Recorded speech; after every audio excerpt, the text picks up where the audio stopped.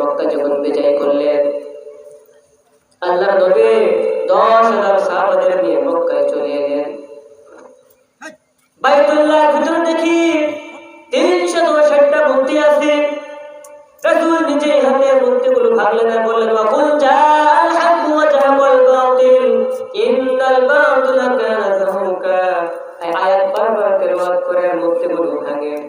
মূর্তিগুলো ভাঙার পরে বাইরে বের হয়ে দেখে অনেকগুলো মানুষ একত্রিত আছে। রাসূল বলল, ও আমার সাহাবারা, এই মক্কায় যখন আমি কালিমার দাওয়াত দিয়েছি, নামাজের কথা বলেছি, কালিমার প্রচার যখন করেছি, আর যখন আমি বাইতুল্লাহ নামাজ পড়তাম, মসজিদে নববীতে নামাজ পড়তাম, যে মানুষগুলো পচা উটের দাড়ি ঘুরি আমার পেটের উপরে চাপিয়ে দিত, আজকে আমি সেই মানুষদেরকে আমার সামনে দেখতে পাচ্ছি।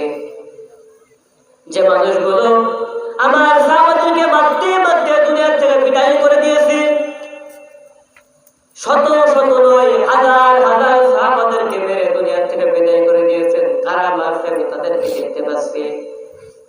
শুধু এইখানে শেষ না, আমি দেখতে পাচ্ছি আমার চাচা আমির হামজার কলিজা কোন ব্যক্তি জিন্দা অবস্থায় দ্বিখণ্ডিত করে কলিজা বাইর করে নিয়ে জিন্দা খেয়েছিল, আমি তাকেও দেখতে পাচ্ছি। আমি আরো দেখতে পাচ্ছি, আমি যখন কাবা ঘরে আসার জন্য, কাবা ঘরে প্রবেশ করার জন্য বারবার চাবি চাইতাম, কিন্তু আমার কাছে চাবি নেই নাই, কে নেই নাই, তাকেও আমি দেখতে পাচ্ছি। ও আমার সাহাবারা, বড় আজকে তাদের প্রতি আমি প্রতিশোধ নেবো নাকি মাফ করে দেবো? বলুন আজকে আমি কি বলতাম সেদিন? আল্লাহ নবী যখন এই কথা বললেন, ওমর পাশে দাঁড়ানো আছে।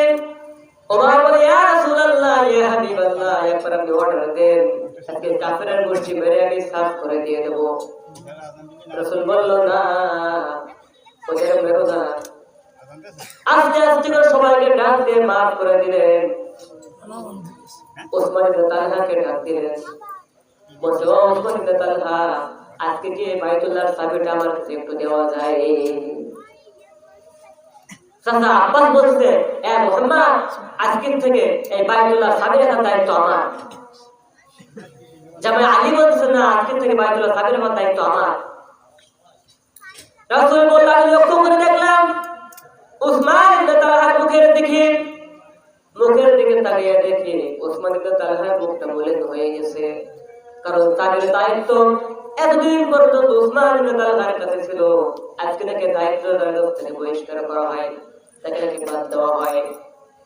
উসমান ইবনে তালহার মুখের দিকে তাকিয়ে বিশ্বনবী বলল, ও উসমান ইবনে তালহা,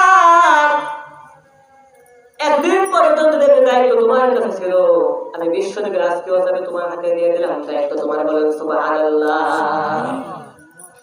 এই হচ্ছে বিশ্বনবীর দয়া।